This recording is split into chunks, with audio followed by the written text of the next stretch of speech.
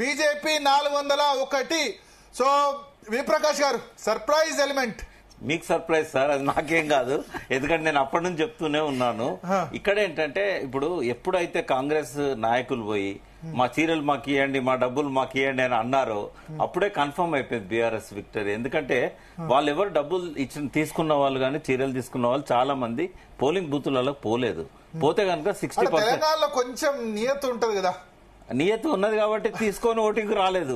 ఎందుకంటే వేరే పార్టీకి వేయలేదు కదా,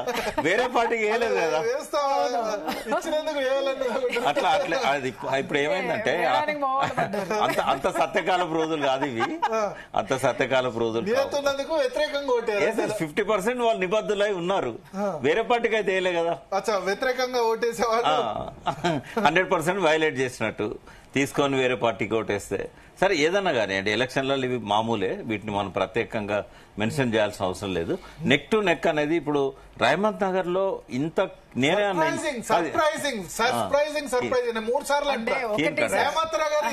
రహమత్ నగర్ లో మాగంటి గోపీనాథ్ గారికి పట్టు ఉంది, చాలా ఫాలోయింగ్. వాళ్ళు చెప్పారు, వాళ్ళు చెప్పిన చోట లేదండి, అక్కడ యూత్ ఎప్పుడు కూడా చాలా బాగా వర్క్. రహమత్ నగర్ లో ఎంఐఎం పాకెట్స్ ఉన్నాయా? ఉంటారు. ఇందాక మీ సునీల్ కూడా అన్నారు కదా 30-35% ముస్లిం. అది నేను చూశాను కదా, 47 ఏళ్లుగా నేను అక్కడ ఉండి తర్వాత కూడా అబ్జర్వ్ చేస్తూ వస్తాను. 47 ఏళ్ల క్రితం ఉన్నాను. బట్ అప్పటికిప్పటికి రెగ్యులర్ టచ్ లో ఉన్నాను నేను. అక్కడ ఉన్న ఫ్రెండ్షిప్ నేను 68 అంటే 21 ఇయర్స్ ఉన్నప్పుడు నేను స్టూడెంట్ అప్పుడు. అప్పుడే బస్తీ పడుతున్నది.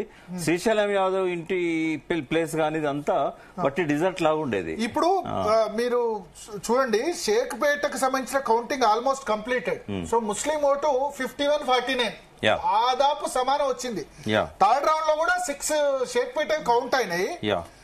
వెంగళరావు నగర్ 8 కౌంట్ అయినాయి, రహమత్ నగర్ 28. ఇక 4వ రౌండ్ వెంగళరావు నగర్ ఎక్కున్నాయి, 23 బూతులు, రహమత్ నగర్ 19 బూతులు. ఇక్కడ ఒక అబ్జర్వేషన్ ఏంటంటే లాస్ట్ టైం బీజేపీకి 7,000 వచ్చాయి, ఇప్పుడు 3,000 వచ్చినాయి. లాస్ట్ టైం 22,000 బీఆర్ఎస్ కి వస్తే 14,500 కాంగ్రెస్ కి వచ్చాయి. అంటే ఏంది మీరు మొత్తం అన్ని రౌండ్లు కలిపితే? కాదు, ఒక్క షేక్పేటలోనే. ఒక షేక్పేటలో బీజేపీ 2,000 వచ్చాయి, 2,000 వచ్చాయి కదా. టోటల్ కలిపితే లాస్ట్ టైం 7,000, రెండో రౌండ్ కలిపితే 3,000 దాకా వచ్చి లాస్ట్ టైం 7,000 వచ్చాయి. అది ఈ 4,000 ఓట్లు కన్వర్ట్ అయినాయి. తర్వాత కాంగ్రెస్ 14,500 కన్వర్ట్ అయితే కాంగ్రెస్ కావా చెప్పలేం, కావచ్చు. బట్ 22,000 మెజారిటీ బీఆర్ఎస్ కన్వర్ట్ అవుతాయి, నో డౌట్. అంటే గ్యాప్ కూడా అజరుద్దీన్ క్యాండిడేట్. కాంగ్రెస్ కనుక ముస్లిం క్యాంపెయిన్ చేసింది కదా, ముస్లిం అంటే మేము ముస్లిం ఇది అనేసరికి. అంటే లాస్ట్ టైం ముస్లిం క్యాండిడేటే ఉన్నాడు కదా, 14,000 వచ్చాయి వాళ్ళకి, 22,000 బీఆర్ఎస్ కి వచ్చాయి. అంటే దాదాపుగా 7,000-8,000 లీడ్ ఉంది అక్కడ లాస్ట్ టైం కూడా. కాబట్టి షేక్పేటలో మనం అనుకున్న దానికంటే ఎక్కువ బీజేపీ ఓట్ టర్న్ అయింది. అంటే సరే అనుకున్న దానికంటే ఇప్పుడు అప్పుడు పరిస్థితి వేరు కదా, బీజేపీ కొంచెం పరిస్థితి బాగుంది. ఇప్పుడు ఎలక్షన్ లో వన్ సైడ్ పోలరైజ్ అవుతున్నారు, అటు ఇటు కాకుండా. అది జనరల్ ఎలక్షన్, ఇక్కడ అందరూ తెలిసిపోయింది ట్రెండ్, బీజేపీ గెలిచేది లేదు, డిపాజిట్ వచ్చేది లేదు అని చెప్పి. నేనైతే డిపాజిట్ లో సగం కూడా వచ్చినా గ్రేటే, అంటే 16%లో సగం 8% వచ్చినా గ్రేటే అని అనుకున్నా. అది చెప్పాను కూడా, ఎవరు వస్తే గనక మనం చూద్దాం November 14th అని చెప్పి. సో సర్ప్రైజింగ్ ఎలిమెంట్, ఎవరు గెలిచినా 10,000 లోపే అని ఇంతకుముందు పెట్టాం, ఎవరు గెలిచినా 5,000 లోపే అని నేను ఇప్పుడు అంటా. ఎవరు గెలిచినా 10,000 లోపు కాదు, 5,000 లోపు. పీసీఆర్ ఒకసారి సునీల్ ఉంటే మళ్ళీ ఒకసారి జాయిన్ చేయండి. మీరేమంటారు, ఎవరు గెలిచినా 2,000-3,000 మధ్యనే ఎవరు గెలిచినా అంతే. దుబ్బాక రిపీట్, మళ్ళీ దుబ్బాక సినిమా కనబడుతుంది. ప్రియా చౌదరి గారు ఏంది, రహమత్ నగర్, వెంగళరావు నగర్ కూడా కౌంట్ అయింది. కౌంట్ అయిన దానిలో 251 మెజారిటీ. నేను అదే చెప్తున్నాను కదా సార్, బట్ అక్కడ నెక్ టు నెక్ మూమెంట్ అయితే మాత్రం డెఫినెట్ గా ఉంది. అక్కడ ఇంకా బీజేపీ వాళ్ళైతే అసలు నాకు కనపడలేదు, నాకు బీఆర్ఎస్ కూడా అంత హవా కనపడలేదు. కాకపోతే అక్కడ ఓటింగ్ వచ్చింది అని అంటే కొంత ఆ ప్లేస్ మొత్తం కూడా అక్కడ ఉన్నటువంటి సెటిలర్స్ ఎక్కువ మంది ఉన్నారు. వెంగళరావు నగర్ కానివ్వండి, ఇటు ఎల్లారెడ్డి కూడా ఇటువైపు అంతా కూడా ఆ సెటిలర్స్ ప్రభావం ఖచ్చితంగా మాగంటి గోపి గారి మీద ఉంటుంది. సో అది బీఆర్ఎస్ కి ఎందుకేరండి ఇప్పుడు సునీత క్యాండిడేట్ సునీత కదా సునీత అది కాదు. రేవంత్ రెడ్డి కాదు. చంద్రబాబు లేదు, లేదు. టీఆర్ఎస్ అధికారంలోకి వచ్చినాక కాదమ్మా, టీఆర్ఎస్ అధికారంలోకి వచ్చిన కాంచి ప్రతి ఓటు బీఆర్ఎస్ కే పడ్డది. ఏంటంటే సునీత గారిని కొంచెం ఈ వెంగళరావు నగర్ లో ఎక్కువ మాట్లాడిస్తే బాగుండేది. అచ్చమైన ఆంధ్ర స్లాంగ్ లో మాట్లాడుతుంది ఆమె. అవును కదా. అవును. ఆవిడ అసలు ఎక్కడ ఆవిడ ప్రసంగించింది చాలా తక్కువ. లాస్ట్ ఎలక్షన్ డే ఇప్పుడు వచ్చిన ఓట్లన్నీ కూడా గుంటూరు విజయవాడ గుంటూరు వాళ్ళ క్యాండిడేట్స్ వాళ్ళు ఓడించుకోస్తారు ఏ పార్టీ. విజయవాడ గుంటూరు అని అర్థమవుతుంది. ఆమెను ఎక్కువ వెంగళరావు నగర్ లో తిప్పింటే ఇంకా మాట్లాడిచ్చుంటే తిప్పడం కాకుండా మాట్లాడిచ్చుంటే బాగుండేది అనిపించింది. ఎందుకంటే నాకు అప్పటి వరకు సునీత గారు మాట్లాడింది తెలియదు, బట్ ఎలక్షన్ డే రోజు మాత్రం మాట్లాడింది చూస్తే యాక్చువల్ గా ఏంటంటే మేమున్న ఏరియాలోకి కాంగ్రెస్ మినిస్టర్స్ కూడా వచ్చారు, మా అపార్ట్మెంట్ కూడా. కాకపోతే ఈ బీఆర్ఎస్ కి సంబంధించిన వాళ్ళు చాలా అసలు రాలేదు నాకు తెలిసి. ఎందుకంటే ఏ ఇన్ఫర్మేషన్ వచ్చినా మా వాళ్ళు నాకు పెడతారు, నన్ను రమ్మని అంటారు. కాబట్టి అది లేదు. అయినా కూడా అక్కడ ఆధిక్యత వచ్చింది అని అంటే కేవలం సెటిలర్స్ అందరూ కూడా ఫేవర్ టు మాగంటి గోపీనాథ్ అండి. మాగంటి గోపీనాథ్ గారి ఫాలో అప్ ఇది అంత.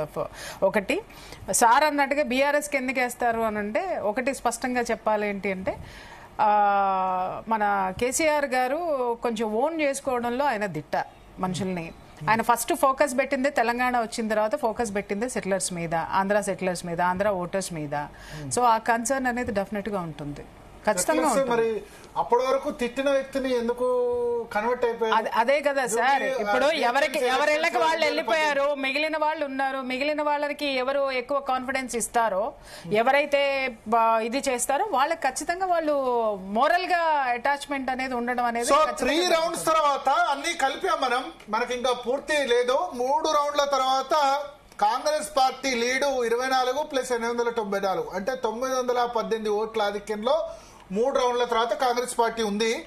30,894 కాంగ్రెస్ పార్టీకి, 29,976 BRS, 2,528 BJP, 30,894 Congress, 29,976 BRS, 2,568 BJP.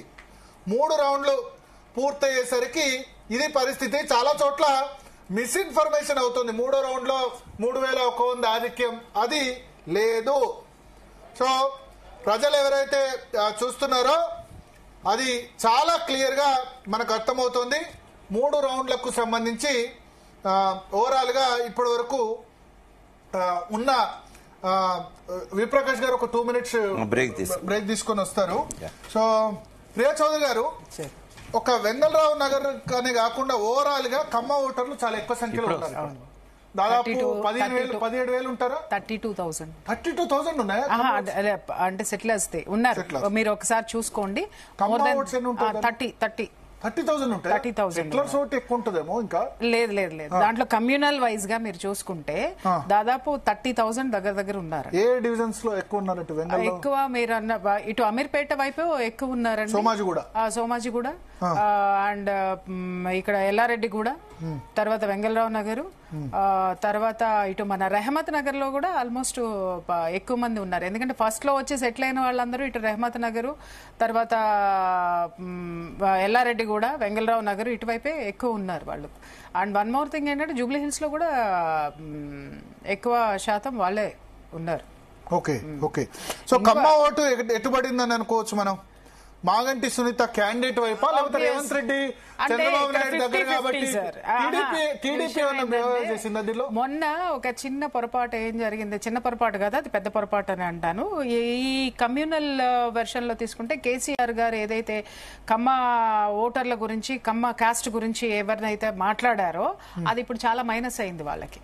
KCR కమ్మ ఓట్ల గురించి కేటీఆర్ గారు, నాట్ కేసీఆర్ గారు. కేటీఆర్ గారు కమ్మోళ్ళని మేము నమ్మాము, ఆయన ఒక పరుష పదం అయితే వాడారు. వీళ్ళు అసలు వీళ్ళని నమ్మి వేస్ట్ అన్నట్టుగా. ఎక్కడ అంటే బహిరంగంగా అన్నారా?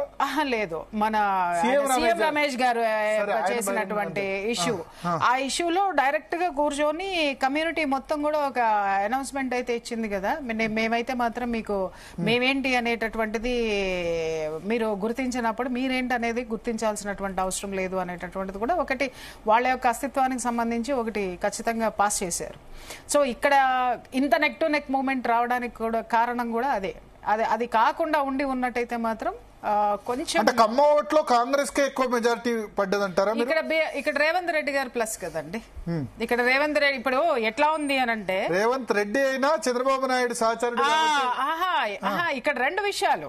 ఇక్కడ రేవంత్ రెడ్డి గారికి ఎందుకు ప్లస్ అయింది అని అంటే ఒకటి కేటీఆర్ గారు మాట్లాడినటువంటి మాటతోటి మనస్తాపం చెందినటువంటి వాళ్ళు ఆటోమేటిక్ గా బీజేపీకి వెళ్ళాలంటే అసలు బీజేపీ ఎక్కడ ఓన్ చేసుకుందండి ఖమ్మాళ్ళని?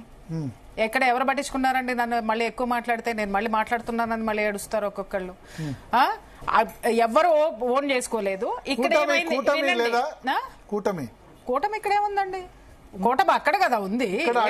తెలుగుదేశం ఓటు అడిగుంటే బాగుండేదా? ఖచ్చితంగా. అసలు ఇక్కడ ఎవరిని పిలిచారు? నేను మీకు ఒక చిన్న ఎగ్జాంపుల్ చెప్తున్నాను సార్.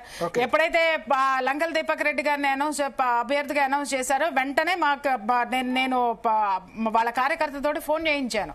ఆయనతోటి ఇంటర్వ్యూస్ తీసుకుని ఆయన ఫాలో అప్ చేద్దాము అని చెప్పేసి అని నేను మాట్లాడితే ఆయన ఏమన్నారు తెలుసా? కావాలంటే ఆ కాల్ రికార్డు కూడా నేను బయట పెడతాను. ఏంటి ఏం మాట్లాడారు? నేను 4 రోజుల వరకు నాకు తీరిక లేదని చెప్పేసి అని మాట్లాడారు. 4 days వరకు. ఏంటి అని అంటే 4 days నేను వచ్చి అదేంటి దాన్ని ఏమంటారు నామినేషన్ వేయడానికి 4 days టైం పడుతుంది. 4 days తర్వాత చూద్దాము. ఈ లోపు నన్ను జనం వేలకు వేలు దూసుకుని వచ్చేస్తున్నారు, నన్ను కలవడానికి నాకు తీరిక లేదన్నాడు ఆయన. అప్పుడు ఏమవుతుందండి? అరే ఒక మీడియా పర్సన్ ని కనీసం నేను చెప్తే కనీసం 10 మంది వింటారు. ఇలాంటి పర్సన్ వచ్చి నేను నీకు సపోర్ట్ చేస్తానండి అని చెప్పేసి అని నేను వెళ్ళింది లంకల్ దీపక్ రెడ్డిని చూసి కాదండి. ఆమె రైట్ వింగ్. ఒకసారి నేను అప్డేట్ ఇస్తాను. పరిగి ఎమ్మెల్యే రామ్మోహన్ రెడ్డి జాయిన్ అయ్యారు. అంతకంటే ముందు రామ్మోహన్ రెడ్డి గారికి ముందు ఈసీఐ అప్డేట్ అయింది. ఎలక్షన్ కమిషన్ ఆఫ్ ఇండియాకి సంబంధించి సెకండ్ రౌండ్ అప్డేట్ అయింది. 2995 ఓట్ల ఆధిక్యంలో 2 రౌండ్ల తర్వాత నవీన్ యాదవ్ ఉన్నారు. సెకండ్ రౌండ్ లో మంచి మెజారిటీ నవీన్ యాదవ్కి వచ్చింది. ఫస్ట్ రౌండ్ లో 47 ఉండే, బట్ సెకండ్ రౌండ్ లో వెంగళరావు నగర్ తర్వాత ఇవన్నీ యాడ్ అయిన తర్వాత ఎర్రగడ్డ కౌంటింగ్ 5 నవీన్ యాదవ్ కు ఆధిక్యం. 17,874 నవీన్ యాదవ్. మాగంటి సునీతకి 14,879. లంకల దీపక్ రెడ్డికి 3,475. సో సెకండ్ రౌండ్ లో కూడా బీజేపీకి 1,475 ఓట్లు పడ్డాయి. తక్కువేం కాదు ఇప్పుడున్న సర్కమ్స్టెన్సెస్ లో. అంటే 18,000, 15,000, 33,000, దాదాపు 38,000 కౌంట్ అయితే బీజేపీకి 3,400, 10% ఓట్లు పడ్డాయి. సార్ మీరు ఒక్కటే క్యాల్కులేట్ చేసుకోండి. బీజేపీకి ఓట్లు అత్యధికంగా ఎక్కడ పడినాయి అంటే బండి సంజయ్ గారు స్పీచ్ ఇచ్చిన చోట అక్కడ ఎక్కువ ఓట్లు పోల్ అవుతాయి. ఎందుకనంటే ఆయన ఇచ్చినటువంటి ప్లేసెస్ లోనే ఉన్నది ఇంతవరకు కూడా. మీరు చెక్ చేసుకోండి కావాలంటే. అంటే వీళ్ళ హవా, వీళ్ళ యొక్క వీళ్ళ ఎఫర్ట్స్ ఎంతవరకు ఉన్నాయనేది ఒకసారి ఎవరికాళ్ళ ఆత్మవిమర్శ చేసుకోవాలి బీజేపీలో. ఆయన వచ్చిన తర్వాతనే కార్యకర్తల్లో జోష్ వచ్చింది. ఆయన ప్రసంగాల మూలంగానే కనీసము అరే ఓకే నెక్స్ట్ లీడ్ ఎవరు తీసుకుంటారు అనేటటువంటి ఒక ఆలోచన వచ్చింది. బీజేపీకి ఒక బ్రీత్ వచ్చింది. అయితే కౌంటింగ్ సెంటర్ నుంచి సమాచారం వస్తుంది. థర్డ్ రౌండ్ లో కూడా కాంగ్రెస్ పార్టీకి లీడ్ వచ్చినట్టుగా చెప్తున్నారు. 3,000 ఓట్ల ఆధిక్యం అని చెప్పి థర్డ్ రౌండ్ లో బీఆర్ఎస్ కు 201 ఓట్ల మెజారిటీ అన్నారు కదా. బట్ కాంగ్రెస్ పార్టీకి లీడ్ వచ్చినట్టుగా చెప్తున్నారు. ఇది అన్అఫీషియల్ ఇన్ఫర్మేషన్ వెరిఫై చేయొద్దు. నేను ఈసీ ఇన్ఫర్మేషన్ ప్రకారం 2,995 ఓట్ల ఆధిక్యంలో నవీన్ యాదవ్ ఉన్నారు. క్లియర్ మెజారిటీ 3,000 ఓట్స్ దాదాపు ఉన్నారు. రామ్మోహన్ రెడ్డి గారు వినబడుతుందా? వినబడుతుందండి, చెప్పండి సార్. మీకు ఎక్కడ ఇన్ఛార్జ్ ఇచ్చారు? షేక్పేట అండి. షేక్పేటలో 20, 21, 22, 41, 42 5 బూత్స్. ఓకే. ఎందుకు షేక్పేటలో అనుకున్నంత మెజారిటీ రాలేదు? 42, 43 ఉండే ఫస్ట్ రౌండ్. ఎక్కువ మటుకు ఏంటంటే మేము అబ్జర్వ్ చేసేది ఏంటంటే అక్కడ కొంతమంది ఎంప్లాయ్మెంట్ పర్పస్ గా వేరే ప్లేసెస్ లలో వర్క్ చేస్తున్నారు అక్కడ. సో వాళ్ళందరికీ కూడా ఏంటంటే మన జూబ్లీస్ లో హాలిడే ఇచ్చినాం కానీ వాళ్ళ వర్క్ ప్లేస్ ఎక్కడ ఉందో అక్కడ హాలిడే లేదు. వాళ్ళు చాలా మంది వర్క్ ప్లేస్ కి వెళ్ళిపోయారు. ఓటింగ్ కి రాలేదు. ఓటింగ్ కు వచ్చిన వాళ్ళు చాలా తక్కువ మంది ఉన్నారు అనమాట. అరౌండ్ 300, 400 ఓట్సే ఈచ్ బూత్ లో. అరౌండ్ 1,100, 1,200, 1,000 ఓట్స్ ఉంటే 300, 400 మాక్సిమం వరకే పోలింగ్ అయింది. సో అక్కడ మెయిన్ మిస్టేక్ జరిగిందని మేము భావిస్తున్నాం అనమాట. పోలింగ్ లో కూడా లాస్ట్ టైం అజారుద్దీన్ కి 2700 మెజార్టీ, మిగతా ఎక్కడ మెజారిటీ లేదు, షేక్పేట్ లోనే వచ్చింది. బట్ ఇక్కడ మాత్రం ఎందుకు తక్కువ వచ్చింది? ఫస్ట్ రౌండ్ లో 42 ఓట్ల లీడింగ్ మాత్రం ఉంది. సెకండ్ రౌండ్ లో పెరిగింది లీడింగ్. సెకండ్ రౌండ్ లో షేక్పేట్ తో పాటు రేమత్ నగర్, సెకండ్ రౌండ్ లో వెంగళరావు నగర్ ఇవన్నీ వచ్చాయి, ఎర్రగడ్డ వచ్చాయి. అదే ముఖ్యంగా మేము అక్కడ జడ్జ్ చేసింది ఏంటంటే డే ఆఫ్ పోలింగ్ కూడా ఇంపార్టెంట్. ఆ రోజు డే ఆఫ్ పోలింగ్ ఏముందో తెలియదు మనకి. ఈరోజు మొన్న పోలింగ్ అయింది ఏంటంటే మనకు ఆ రోజు వర్క్ డే ఉండే, చాలా మంది వర్క్ ప్లేస్కి వెళ్ళిపోయారు, పోలింగ్ రాలేదు. అది దాని మూలంగా జరిగిందని మేము భావిస్తున్నాం. బట్ ఏది కంఫర్టబుల్ మెజార్టీతో నవీన్ యాదవ్ గారు గెలవబోతున్నారు. సంతోషం. అది యువకుడు, బీఆర్ చదువుకున్నాడు. రేపు అభివృద్ధి చెందాలంటే జూబ్లీహిల్స్ కాన్స్టిట్యున్సీ తను శాసనసభ్యుడిగా ఉంటే అభివృద్ధి చెందాలని ప్రజలు విశ్వసించారు. దానికి గౌరవ ముఖ్యమంత్రి రేవంత్ రెడ్డి గారు, ఉప ముఖ్యమంత్రి గారు, మా మంత్రులు, అదేవిధంగా ఎమ్మెల్యేలు, చైర్మన్లు అందరూ కూడా సమిష్టిగా మేమంతా కూడా పనిచేయడం జరిగింది. దాంట్లో భాగంగానే ముఖ్యమంత్రి గారు 3 మంత్రులతో కమిటీ చేశారు. పొన్నం ప్రభాకర్ గారు హైదరాబాద్ ఇన్ఛార్జ్ మినిస్టర్, గడ్డం వివేక్ గారు, అదే విధంగా మన తుమ్మల నాగేశ్వరరావు గారు, వీరు 3 కూడా కలిసి జూబ్లీహిల్స్ నియోజకవర్గంలో ఎన్ని సమస్యలు ఉన్నాయని చెప్పి స్థానిక ప్రజలను, నాయకులను చర్చించి వాళ్ళు మొత్తం కూడా దానికి సంబంధించిన 200 కోట్ల రూపాయలకి శాంక్షన్ చేసుకొని ఒక సగం పనులు పూర్తి చేసి ప్రజలను ఓట్లు అడగడానికి వెళ్లి అందులో భాగంగా కూడా మనం ఇచ్చినటువంటి రేషన్ కార్డులు కానీ, సన్న బియ్యం కానీ, ఆర్టీసీ బస్సులో ఉచిత ప్రయాణం కానీ ఇవన్నీ కూడా చూసి ప్రజలు ఏమనుకున్నారంటే కాంగ్రెస్ ప్రభుత్వం అధికారంలో ఉంది, ఈ ప్రభుత్వం వస్తేనే మన సమస్యలు తీరుతాయని చెప్పి విశ్వసించారు. కాబట్టి ఈ రోజు నవీన్ యాదవ్ గారు గెలవబోతున్నారని నేను పూర్తిగా విశ్వసిస్తున్నాను. ఇది మంచి పరిణామం. Okay okay. సో అంటే ఓవరాల్ గా మీరు ఎంత లీడ్ వచ్చే అవకాశం ఉంది? ఉన్నటువంటి Jawaharlal Nehru outer ring road గాని, ఇంటర్నేషనల్ ఎయిర్పోర్ట్ గాని, ఐఐటి హైదరాబాద్ గాని, ఇవన్నీ కూడా నేను స్వయంగా సోనియా గాంధీ గారు ఫౌండేషన్ వేస్తుంటే ఉన్నాను. ఇంటర్నేషనల్ ఎయిర్పోర్ట్ గాని, ఐఐటి హైదరాబాద్ గాని, అదే విధంగా రాజశేఖర్ గారు ఉన్నప్పుడే మన ఏదైతే జవహర్లాల్ ఔటర్ రింగ్ రోడ్ కూడా మనం పూర్తి చేయడం జరిగింది. మరి వాళ్ళు ప్రజలు కూడా ఆలోచిస్తారు కదా, ఈరోజు హైదరాబాద్ కు గర్వకారణం ఈ 3 కూడా. అలాంటి బీజేపీ కానీ, టీఆర్ఎస్ కానీ వాళ్ళు 12 ఏళ్ళు, వీళ్ళు 10 ఏళ్ళు అధికారంలో ఉండి వాళ్ళు ఏం చేశారు అనేది కూడా ప్రజలంతా కూడా ఆలోచన చేస్తారు కదా తప్పకుండా. కాబట్టి ఇప్పుడు అధికారంలో ఉన్న పార్టీ కాబట్టి వీళ్ళ ద్వారానే మన సమస్యలు తీరుతాయని విశ్వసించారు కాబట్టి ఇంత మంచి మెజార్టీ వస్తుంది. ఓకే, అంటే మంచి మెజార్టీ అంటే ఎంత మెజార్టీ రావచ్చు అనుకుంటాను మీరు? యాక్చువల్ గా అయితే మాకున్నటువంటి సర్వే రిపోర్ట్స్ ప్రకారం ఇంకా చాలా ఎక్కువ ఎక్స్పెక్ట్ చేసినాం. మేము అరౌండ్ 25,000-30,000 అనుకున్నాం. But I feel we're come around 15,000 majority. Okay okay okay okay. So overall గా 15,000 మెజార్టీ అయితే ఈజీగా క్రాస్ అవుద్ది. 100% అండి, ఈజీగా క్రాస్ అవుతుంది. ఈజీగా క్రాస్ అవుద్ది. Okay, thank you Rammohan Reddy గారు. సో విప్రకాష్ గారు, మనకు సమాచారం ఏంటంటే 2 రౌండ్ల తర్వాత ఎలక్షన్ కమిషన్ ప్రకారం దాదాపు 3,000 ఓట్లు, 4 రౌండ్ల తర్వాత 10,000 లీడింగ్ నవీన్ యాదవ్ అని చెప్తున్నారు. నేను ఇది కన్ఫర్మ్ చేయట్లేదు, ఇంకా నేను కౌంటింగ్ సెంటర్ లేను కాబట్టి, ఎందుకంటే రకరకాల సమాచారం వస్తుంది. అధికారిక సమాచారం అయితే 3,000 లీడ్ 2 రౌండ్ల తర్వాత, అనధికారిక సమాచారం అప్పుడు వచ్చింది 1,100 లీడ్ అన్నారు, కానీ కాదు క్లియర్ గా. ఎందుకంటే రౌండ్లు కౌంట్ చేయడం ఇదంతా కూడా ఎక్స్పర్టైజ్ వ్యవహారం, అక్కడ ఉన్న వాళ్ళకి, అక్కడున్న లోకల్ వాళ్ళకి అది లేదు. బట్ 3,000 మెజారిటీ ఉంది. 4 రౌండ్స్ తర్వాత 10,000 మెజార్టీకి దగ్గరలో ఉన్నారని చెప్పి కాంగ్రెస్ పార్టీ నేతలు చెప్తున్నారు. 10,000 లీడింగ్ అని చెప్తున్నారు. వాళ్ళకి ఇంటర్నల్ గా అన్న నుంచి వచ్చిన సమాచారం ప్రకారం చెప్తారు. ఒకవేళ అదే నిజమైతే ఇంకా కన్ఫర్మ్ అయినట్టే. ఒకవేళ 4th రౌండ్ కల్లా 10,000 లీడ్ ఉంటే ఇంకా అది బీట్ చేయడం అనేది బీఆర్ఎస్ కాదు. 6,000 5,000 లోపు ఉంటే అవుతుంది అంతే. సో నేను చెప్పినట్టు 3rd 4th మరి ఇవి కదా రేమత్ నగర్ సంబంధించే ఎక్కువ ఉంటాయి. సెకండ్ రౌండ్ సంబంధించి అఫీషియల్ షీట్ కూడా వచ్చింది. 17,874 Naveen Yadav, Maganti Sunitha Gopinath 14,879. So 3rd 4th round లో చాలా ఎక్కువ వచ్చినట్టు, అంటే 9,500 కాంగ్రెస్ లీడింగ్ ఆఫ్టర్ 4 రౌండ్స్ అని అనధికారిక సమాచారం. ఐ కెనాట్ వెరిఫై, రకరకాల సమాచారం వస్తుంది. 3rd రౌండ్ బీఆర్ఎస్ లీడ్ అని బీఆర్ఎస్ వాళ్ళు. అంటే ఇక్కడ మీరు ఇదివరకు ఇచ్చిన అనధికార సమాచారానికి అధికార సమాచారానికి పెద్దగా వేరియేషన్ లేదు. ఇది కూడా 3rd రౌండ్ లో బీఆర్ఎస్ లీడ్ అని ఇచ్చారు, బీఆర్ఎస్ ఆధిక్యం అని 211 అని. కానీ 3rd రౌండ్ లో మరి బీఆర్ఎస్ లీడ్ అయితే ఇంత మెజార్టీ 9,000 మెజార్టీ 4 రౌండ్ల తర్వాత రాదు. 3rd and 4th కలిపి మరి రేవంత్ నగర్ లో కొన్ని ఏరియాస్లలో వాళ్ళకు బాగా పట్టు ఉంటది. నవీన్ యాదవ్ ఎక్కడైతే సీమంతాలు చేసిండో, ఎక్కడైతే వాళ్ళకు పెళ్లిళ్ళు చేశాడో, వాళ్ళకి సర్వీస్ ఇచ్చాడో, డెఫినెట్ గా ఉంటది అక్కడ. వన్ సైడ్ ఉంటది, చూడాలి మనం. ఒకవేళ కౌంటింగ్ కంప్లీట్ అయింది, షేక్పేట ఆల్మోస్ట్ కంప్లీట్ అయింది, ఒక 6 బూతులు మాత్రమే ఉన్నాయి. తర్వాత 2 రౌండ్లకు సంబంధించి అధికారిక సమాచారం ప్రకారం షేక్పేట 76 బూతులు షేక్పేట కంప్లీట్ అయినాయి.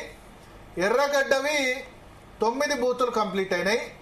వెంగళరావు నగర్ 13 బూతులు, ఎర్రగడ్డవి 9 బూతులు కంప్లీట్ అయినాయి. వెంగళరావు నగర్ 5 కంప్లీట్ అయినాయి, 2వ రౌండ్ వరకు చూసుకుంటే.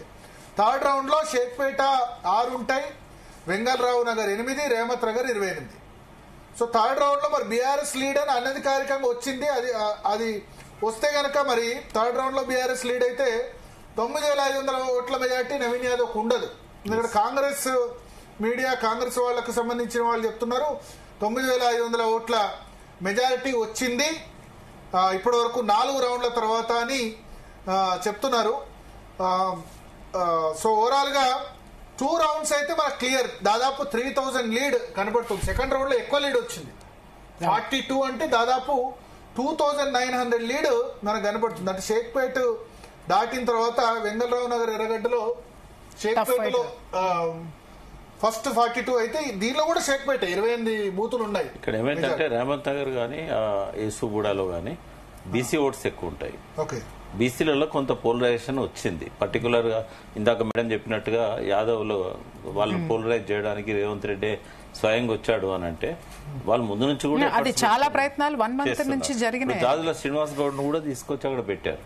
అంటే బీసీ నాయకత్వాన్ని అక్కడ పటిష్టం చేస్తూ పోలరైజేషన్, అంటే ఆయన ఎక్స్పెక్ట్ చేసింది కూడా అదే. బీసీలలో చైతన్యం ఎక్కువ ఉంది, బీసీ క్యాండిడేట్ కి ఇస్తే గెలుస్తాడు, లేకపోతే అజరుద్దీనే క్యాండిడేట్ అయ్యేవాడు కదా.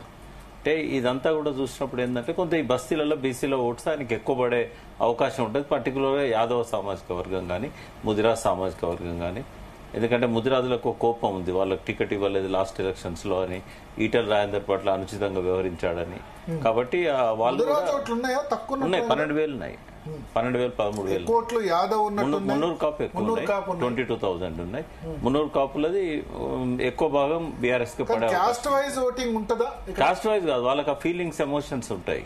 అంటే అందరూ నవీన్ యాదవ్ సొంత కాస్ట్ కాబట్టి యాదవ్ వేస్తారు, మిగతా బీసీలంతా కొంత చీల్తుంది, వన్ సైడ్ ఉండదు. బట్ అది కూడా గ్రామాలలో వాళ్ళకు రూట్స్ ఉన్నాయి కాబట్టి దాని ఇన్ఫ్లుయెన్స్ కూడా ఉంటది కొంత. అంటే అక్కడ కాపులకు ఏంటంటే రైతు బంధు విషయంలో సరిగా జరగట్లేదు, రుణమాఫీ సరిగా జరగలేదు, కొంత వ్యవసాయ కమ్యూనిటీలో ఆగ్రహం ఉంది రేవంత్ రెడ్డి అంటే. అది కొంత రిఫ్లెక్ట్ అవుతుంది కాబట్టి బీఆర్ఎస్ కి అది కొంత కలిసి వస్తుంది. At the same time urban లో ఉన్న కాపులు వేయాలని ఏం లేదు, ఎందుకంటే వాళ్ళు గవర్నమెంట్ ఇది ఉంది కాబట్టి మనకి ఏమైనా డెవలప్మెంట్ పనులు చేసుకోవచ్చు అనేది ఉంటుంది. ఇది ఒక పెద్ద అడ్వాంటేజ్ రేవంత్ రెడ్డికి, అంటే ఇక్కడ అధికారంలో ఉండడం అనేది. అయితే ఒకసారి బీహార్ వెళ్దాం. ఈ రిజల్ట్ వచ్చిన తర్వాత బీహార్ లో ల్యాండ్ మార్క్ విక్టరీ, 3/4 మెజారిటీ, 66% సీట్లు 20 సంవత్సరాల పరిపాలన తర్వాత. 20 సంవత్సరాల పరిపాలన తర్వాత 66% సీట్లు. ఇది గుజరాత్ లో పాసిబుల్ అవుతుంది, మధ్యప్రదేశ్ లో పాసిబుల్ అవుతుంది, బీహార్ లో పాసిబుల్ అవుతుంది. అంటే కాంగ్రెస్ పార్టీ 2012 తర్వాత వరుసగా గెలిచిన రాష్ట్రం లేదు. 2012లో అస్సాంలో గెలిచింది చివరిసారి, 2009లో ఉమ్మడి ఆంధ్రప్రదేశ్ లో గెలిచింది. ఆ తర్వాత మళ్ళీ ఒకసారి గెలిస్తే ఇక మళ్ళా ఓడిపోవడమే తప్ప వరుసగా రిపీట్ అవ్వట్లేదు. బీజేపీ ఏమో ఈ విధంగా కంటిన్యూస్ గా గెలుస్తూ వస్తున్న పరిస్థితి. ఎన్ని సీట్లు అంటే ఇప్పుడు బీహార్ లో 166 సీట్లు, దాదాపు 175 దగ్గరలో ఉంది. చూస్తే గనక 175 అవుట్ ఆఫ్ 243 ఎక్స్పెక్ట్ చేసిందే. ఇది కొంతవరకు అసదుద్దీన్ కూడా కారణమైండు, ఎందుకంటే పోటీ చేసిందే సీమాంచల్. ఎన్నైనా కూడా అంటే అది కూడా ఒక కారణంగా చెప్తున్నాడు. ఇక్కడ main credit goes to Nitish, ఎందుకంటే ఆయన అనుసరించిన విధానాలు. One of the best chief minister after independence. మనం క్రెడిట్ ఇవ్వదలుచుకుంటే ఆ టాప్ 3-4 లో ఉంటారు ఈ స్వాతంత్రం వచ్చిన తర్వాత ముఖ్యమంత్రులు. లోహియా ఐడియాలజీతో ప్రభావితమైన వ్యక్తి, ఆయన శిష్యుడు కూడా. సో సోషలిస్ట్, ఇంకోటి నాన్ కరప్టెడ్. తర్వాత ఎప్పుడు ప్రో పీపుల్ ఉంటాడు ఆయన.